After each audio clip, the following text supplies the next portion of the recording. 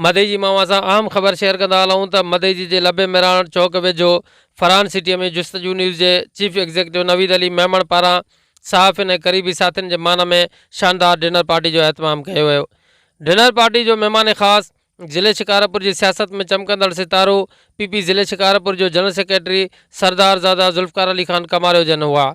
जॾहिं त तक़रीब में सहाफ़ी कमांडो पंवर इलाही बख्श भुट्टो, लाला एजाज शाह मशवाणी, आगा आतिफ़ दुरानी, यासीन दारेजो, असगर तईम, वहीद जोखियो, ज़मीर गांगरो, नवीद अमन दल, महफ़िल जो मोर सीनियर सहाफ़ी जावेद राऊजो, अयाज सुमरो, वकार सहतो, अब्दुरज़ाक चन्ना, सैयद नूर शाह, मौज़म भुट्टो ऐं ॿियनि शिरकत कई।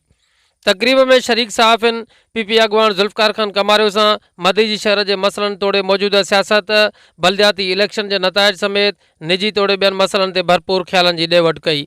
ज़ुल्फ़कार ख़ान कमारियो सहाफ़िन पारां पुछियल फ्रेंडली सवालनि जा शाइस्तगी सां तफ़सीली जवाब ॾिना ऐं इस्पताल समेत शहर जे बाक़ी मसइलनि जे हल में ज़ाती दिलचस्पी ॾेखारी। आख़िर में मेज़बान नवीद अली मेमण आयल दोस्तनि जो शुक्रियो अदा कयो।